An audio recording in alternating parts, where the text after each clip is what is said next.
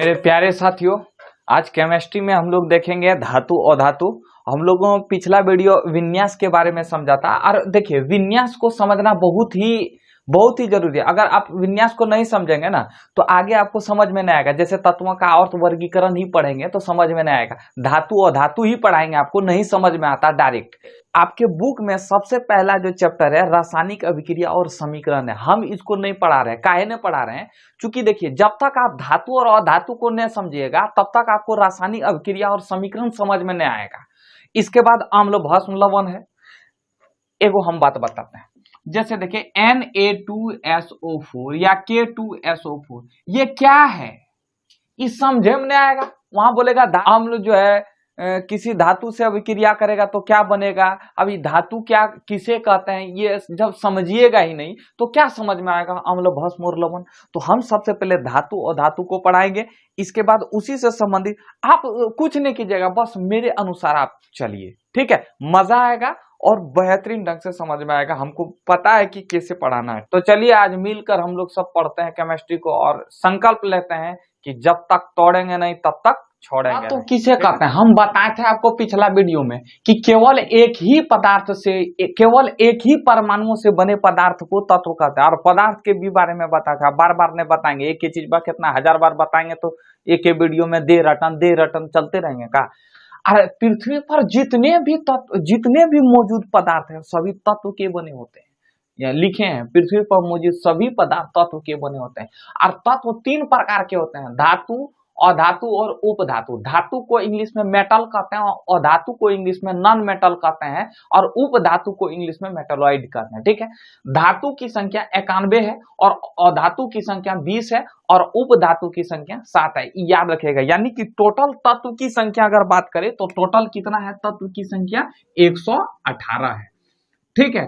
पहले 111 था, धीरे धीरे बढ़ के 118 हो गया। फिर अभी खोजिए रहा, धीरे धीरे तत्व मिलिए रहा है, ठीक है। तो संख्या बढ़ सकता है, ऐसी जरूरी नहीं है कि जो है 118 हो सकता है। आज से 5 साल या 10 साल के बाद 5-6 गो ज्यादा तत्व खोजा गया तो जो है यहाँ 118 के जगह पर 123 हो जाएगा, 124 हो जाएगा। ये कोई फिक्स वाला चीज नहीं है, समझ रहे हैं। ये बढ़ भी सकता है, ठीक है, कोई दिक्कत। तो आप इसका स्क्रीनशॉट लीजिए एक बार। धातु किसे कहते हैं? तो धातु का कई परिभाषा है। जैसे एक हम कई परिभाषा लिख दें, हजारों मतलब 8-10 गो परिभाषा निकाल सकते हैं। तो वे तत्व जो इलेक्ट्रॉन को त्याग कर धनायन बनाता है। तो हम कहे थे आपको, याद कीजिए कि जिसके वाह्यतम का कक्षा में 1 और 2 और 3 इलेक्ट्रॉन रहे वो सर्वा क्या करेगा? वो जो है इलेक्ट्रॉन का त्याग करेगा। तो जब वो त्याग करेगा, जैसे हम आपको बताए थे कि सोडियम के वाह्यतम कक्षा में कितने इलेक्ट्रॉन होते हैं? 1 इलेक्ट्रॉन होते हैं। और ये त्याग करके क्या बनाएगा? धनायन बनाएगा। कैसे चाचा? देखिए, तो 1 का त्याग करेगा और जो 1 का त्याग करेगा जो सोडियम लेगा वो प्लस होगा कि नहीं? +1 हो जाएगा। तो ऐसे तत्व जो इलेक्ट्रॉन का त्याग कर धनायन बनाता है उसे धातु कहते हैं। उसे क्या बोलेंगे? धातु। और एक बात बताइए, समझिए ऐसे, त्याग कौन करेगा? जिसके वाह्यतम कक्षा में 1, 2, 3 इलेक्ट्रॉन रहेगा। तो वही लिखे हैं, वे तत्व जिसके वाह्यतम कक्षा में 1, 2 या 3 इलेक्ट्रॉन हो उसे धातु कहते हैं। और जो धातु होता है ना वो विद्युत का सुचालक होता है। सुचालक मतलब उसमें करंट पास हो जाएगा। अगर मान लीजिए ये क्या है, ये पेन क्या है? कुचालक है। काहे? इसमें करंट पास नहीं होगा। अगर यहाँ मान लीजिए 11,000 का तार सटा देंगे इधर से और इधर से अगर देखेंगे कि आया विद्युत धारा, ऐसे या साथ देखते रह जाएंगे, नहीं आएगा। इसमें करंट पास ही नहीं होगा। तो जितने ये क्या हो जाएगा? अधातु हो जाएगा। तो ऐसे तत्व जिसमें विद्युत धारा प्रवाहित होता है उस ससुरे को हम लोग धातु कहते हैं। उसे हम लोग क्या बोलते हैं? धातु कहते हैं, ठीक है। और जिसमें विद्युत धारा प्रवाहित नहीं होता है उसी को हम लोग क्या बोलेंगे? अधातु कहेंगे। कोई दिक्कत? अरे एकरा में कम विद्युत धारा प्रवाहित होगा लेकिन हल्का हल्का विद्युत धारा प्रवाहित होगा, उसे उपधातु कहते हैं। समझे नहीं समझे? तो यहाँ आप पहले अधातु समझिए। तो अब देखिए, धातु परिभाषा हम लोग इलेक्ट्रॉन को त्याग कर धनायन बनाता है और अधातु में क्या करेगा? इलेक्ट्रॉन ग्रहण कर ऋणायन बनाएगा। ये ग्रहण कौन करेगा? जिसके वाह्यतम कक्षा में 4, 5, 6, 7 इलेक्ट्रॉन रहे, वो क्या करेगा, ग्रहण कर, और जब ग्रहण करके वो क्या बनाएगा, ऋणायन। ऋणायन मतलब नेगेटिव। हम बताए थे कि 4 जो है, 4 को नहीं देखना है, 5, 6, 7 को, तो 4 से 8 तक जनरली में आप समझिएगा कि 4 से 8 तक रहेगा, ठीक है। 5 भी रहेगा, 6 भी रहेगा, 7 रहेगा। तो ये ग्रहण करेगा, कितना ग्रहण करेगा, इतना ग्रहण कर जाए कि अष्टक पूरा आ जाए। अष्टक मतलब 8 पूरा हो जाए। जैसे फास्फोरस 15 होता है, अब ये 15, इसका इलेक्ट्रॉनिक विन्यास लिखेंगे तो क्या होगा, 2, 8, 5। 5 ये क्या करेगा, वायतम कक्षा में 5 इलेक्ट्रॉन है तो ग्रहण करेगा, +3 होगा, और मतलब +3 लेगा, और जो फास्फोरस देगा तो इसमें क्या हो जाएगा, नेगेटिव हो जाएगा, यानी कि ऋणात्मक हो जाएगा, ऋणायन हो जाएगा। तो वही लिखें कि वे तत्व जो इलेक्ट्रॉन ग्रहण कर ऋणायन बनाता है उसे अधातु कहते हैं, और जो ऋणायन बनाएगा उसके वायतम कक्षा में 4 से 7 तक इलेक्ट्रॉन रहेगा। वे तत्व जिनके वायतम कक्षा में 4 से 7 तक या 8 तक नॉर्मली में कहीं देता तो 7 ही मानिएगा, ठीक है। 4 से 7 इलेक्ट्रॉन हो उसे अधातु कहते हैं। जो अधातु होता है उसमें विद्युत धारा प्रवाहित नहीं होता है। आई मेरी बात समझ में। अब अगला है, देखिए धातु की संख्या कितना है, 91, और अधातु की संख्या 20, और उप धातु की संख्या 7 हम बता चुके हैं पहले।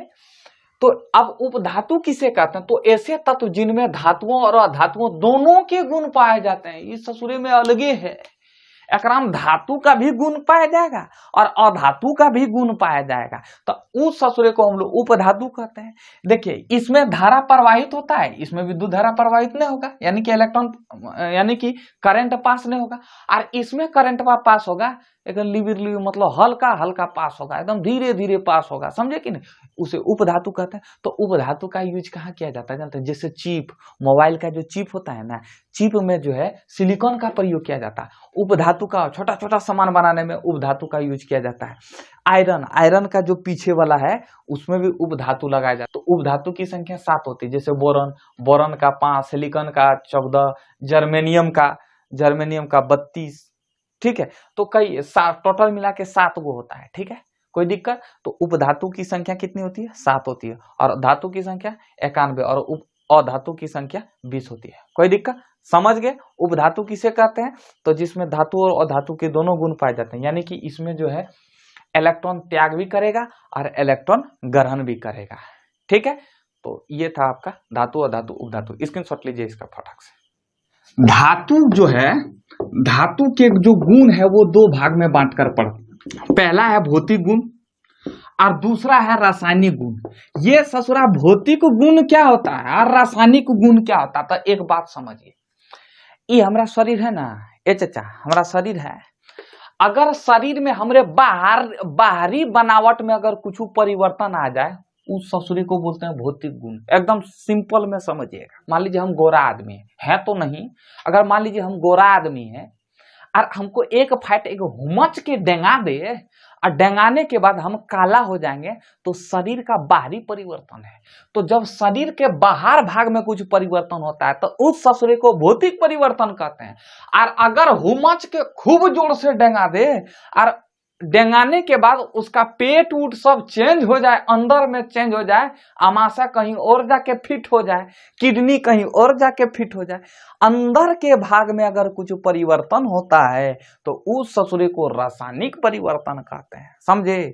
ऐसे दूसरा परिभाषा हम एकदम सिंपल से में समझाएं, इसको सिंपल वे में समझिए, ठीक है, समझे। यानी कि बाहर भाग में अगर कुछ परिवर्तन होता है उसे भौतिक परिवर्तन यानी कि भौतिक गुण होता है, और जो रासायनिक, जो मतलब अंदर के भाग में कुछ परिवर्तन होता है तो वो रासायनिक परिवर्तन होता है, समझ रहे हैं, कोई दिक्कत।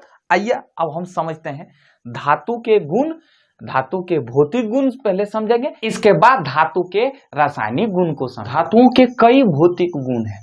पहला जो भौतिक गुण है, पहले समझना है कि शुद्ध जो मतलब जो धातु जो है, शुद्ध रूप से जितने भी धातु होते हैं वो चमकदार होते हैं, यानी कि अगर उस पर हम प्रकाश डालेंगे तो चमकी सतह पर, एकदम चिकनी सतह पर प्रकाश का परावर्तन हो जाएगा, यानी कि प्रकाश टकराकर लौट सकता है, इसलिए हमें चमका हुआ दिखाई देता है।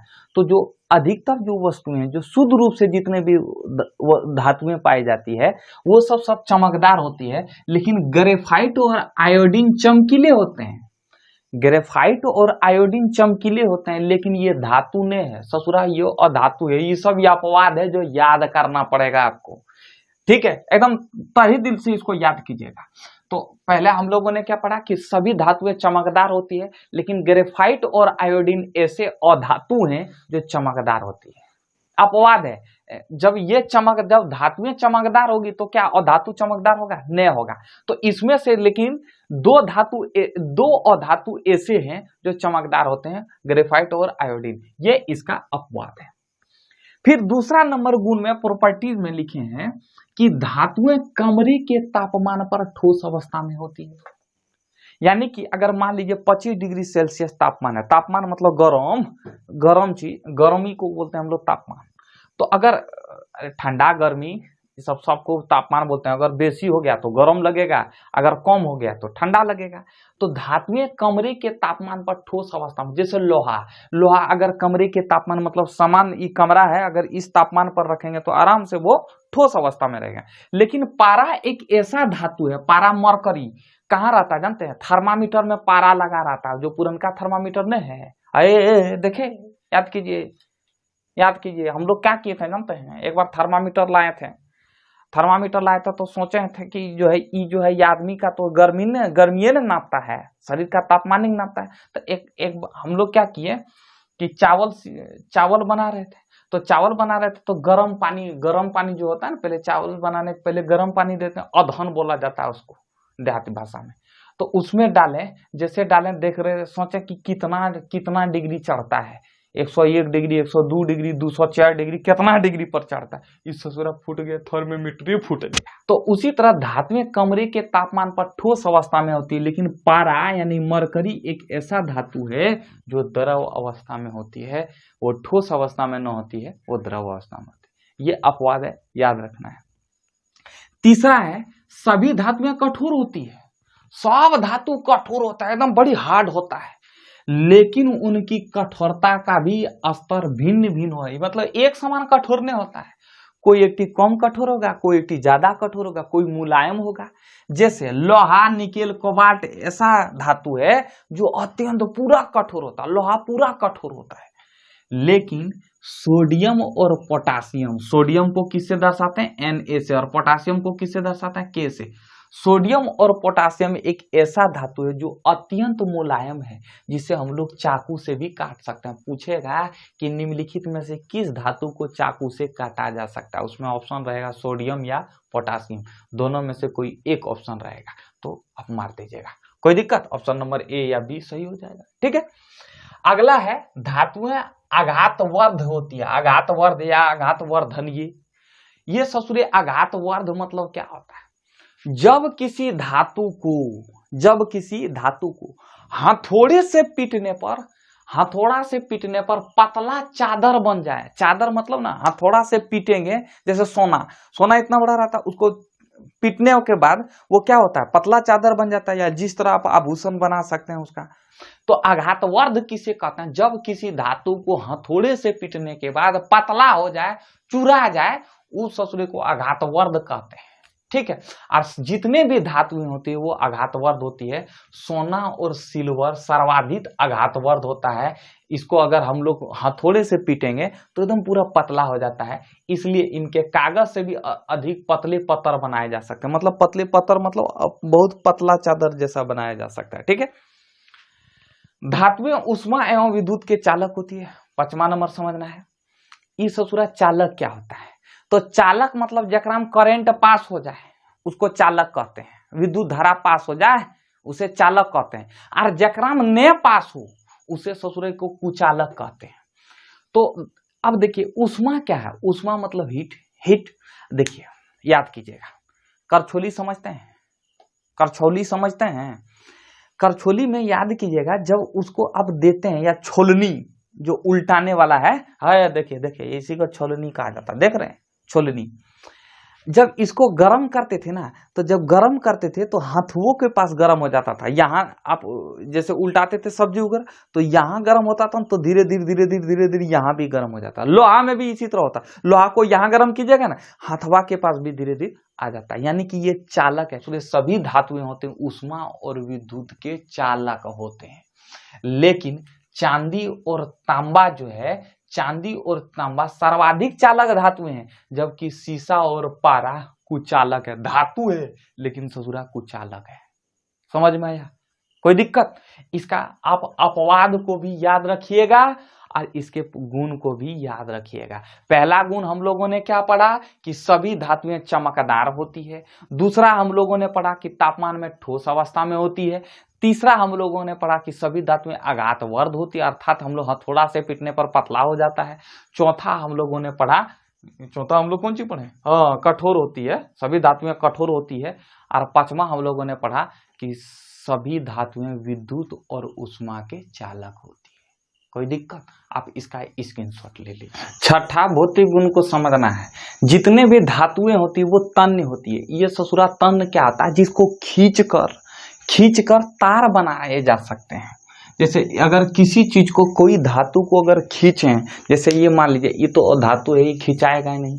अगर अधातु को खींचेंगे तो चूर चूर हो जाएगा। अगर किसी को खींचकर अगर तार बना दें तो उसे तन्य कहते हैं। तो जितने भी धातुएं होते हैं उसे खींचकर हम लोग तार बना सकते हैं। ठीक है, तो इसलिए हम कहते हैं कि धातुएं तन्य होती है, अर्थात इन्हें खींचकर इनसे तार बनाए जा सकते हैं। अगर कोई पूछ दे कि तन्यता किसे कहते हैं, अगर किसी धातु को खींचने से अगर तार बना सकते हैं, खींचकर तार बनाए जा सकते हैं, उसे तन्यता कहते हैं। तो प्रत्येक धातु की तन्यता भैया अलग अलग होती है। जैसे अगर 1 ग्राम चांदी से लगभग 2 किलोमीटर लंबा तार खींच सकते हैं, लेकिन चांदी का तार लगाएगा नहीं। काहे? अगर लगा देगा तो आदमी इतना दरिद्र है, समझ रहे हैं? क्या करेगा? उसका काम तमाम एक ही दिन में, समझे? और 1 ग्राम सोना से 3 किलोमीटर लंबा तार खींच सकते हैं। देखिए अलग अलग तन्यता, सब धातु का अलग अलग तन्यता है। जैसे अगर 1 ग्राम हम चांदी ले लेंगे तो 2 किलोमीटर तार खींच सकते हैं, और जबकि 1 ग्राम हम सोना ले लेंगे तो हम लोग 3 किलोमीटर यानी कि 1 किलोमीटर बेसी तार खींच सकते हैं। अगला है कि सभी धातुएं किसी ठोस सतह से टकराने पर ध्वनि उत्पन्न होती है। याद कीजिए स्कूल में टन टन घंटी वाला, जितने भी धातुएं होती है उसको अगर किसी ठोस सतह से अगर कोई हार्ड चीज से टकराएंगे, अगर हार्ड चीज से मारेंगे तो वो ध्वनि उत्पन्न करेगा, और उसी ध्वनि को सोनोरस कहते हैं। स्कूल की घंटी क्या होती है? लोहा का, और वो उसको अगर किसी ठोस सतह से टन टन टन टन टन टन टन नहीं करते थे, हो छुट्टी होगी छुट्टी है ना, हम लोग बड़ी खुशी मनाते थे, समझे? वो जो है धातु का बना होता है। तो इसलिए सभी धातुएं किसी ठोस सतह से टकराने पर ध्वनि उत्पन्न होती है, और उस ध्वनि को सोनोरस कहते हैं। सोनोरस किसे कहते हैं? सोनोरस का ही दूसरा नाम है अनुनादपूर्ण। धातुओं को किसी ठोस सतह से पीटने पर उत्पन्न ध्वनि को हम लोग सोनोरस कहते हैं। कोई दिक्कत? अगला है धातुओं के द्रव्यनांक और क्वथनांक उच्च होते हैं। द्रव्यनांक क्या होता है? ये द्रव्यनांक एक्चुअली में एक तापमान है। अगर जिस तापमान पर कोई ठोस पदार्थ पिघलकर द्रव अवस्था में, द्रव मतलब ठोस, अगर पिघलकर द्रव में बदल जाए, द्रव मतलब पानी क्या है? एक द्रव है। दूध क्या है? एक द्रव है। शराब क्या है? एक द्रव है। तो द्रव अवस्था में बदल जाए उसे द्रव्यनांक कहते हैं। और क्वथनांक कहते हैं वह तापमान, वह टेम्परेचर जिस पर कोई द्रव उबलने लगता है, एकदम पूरा खलखलाने लगता है। अरे वो नामे से पकड़िए ना, बॉइलिंग मतलब बॉयल मतलब अगर कोई पानी को बॉयल करेंगे, उबलने मतलब खलखलाने लगता है, तो उसे हम लोग क्वथनांक कहते हैं। इसमें क्या होता था? द्रव्यनांक में खलखलाता नहीं था, खाली ठोस अवस्था में द्रव अवस्था में बदल जाता था। यानी कि पानी में अगर मान लीजिए कोई बर्फ है तो बर्फ किस में बदलेगा? बर्फ को गर्म करेंगे तो वो द्रव में बदल जाएगा, लेकिन क्या खोलेगा? नहीं खोलेगा। तो अगर नहीं खोले, नहीं उबले तो उसे द्रव्यनांक कहेंगे या गलनांक कहेंगे, इंग्लिश में मेल्टिंग पॉइंट कहेंगे। लेकिन जब उबलने लगे ससुरा, तो अगर कोई द्रव, अगर यही पनिया उबलने लगे, मार खलखलाने लगे, तो उसे हम लोग क्वथनांक कहेंगे। तो एक बात, सबसे ज्यादा गर्मी कहाँ लगेगा? हीट टेम्परेचर सबसे ज्यादा कहाँ लगेगा? इसमें लगेगा या इसमें लगेगा? तो सबसे ज्यादा टेम्परेचर इसमें लगेगा। काहे? चूंकि इसमें पानी को उबालना है, और इसमें क्या करना है? ठोस को किस में चेंज करना? द्रव में चेंज करना। ठीक है, तो वही कहा जाता है कि धातुओं के द्रव्यनांक और क्वथनांक उच्च होते हैं। धातुओं के द्रव्यनांक और क्वथनांक उच्च होते हैं, लेकिन अपवाद में सोडियम और पोटेशियम ऐसा धातु है जिसका निम्न ताप पर ही पिघल कर उबलने लगता है भैया, निम्न ताप पर ही। उतना ताप देने का जरूरत, उतना याग देने का जरूरत ही नहीं होता है, पिघल कर द्रव अवस्था में बदल जाता है। ठीक है, समझे या ना समझे? इसका जल्दी स्क्रीनशॉट लीजिए। हम लोगों ने समझा धातुओं के भौतिक गुण के बारे में, और छोटी छोटी चीज को हम लोगों ने आज समझा, और अपवाद को भी समझा। हम लोग ऑब्जेक्टिव और सब्जेक्टिव को एक साथ लेकर चलेंगे। इसके बाद हम लोग धातुओं के रासायनिक गुण को समझेंगे, तब अधातु के भौतिक गुण, तब उसका भी रासायनिक गुण को पढ़ेंगे। ठीक है, इसके बाद फिर अंतर को देख लेंगे, फिर इसके अपवाद में अंतर को देखेंगे कि आखिर अपवाद क्या क्या है।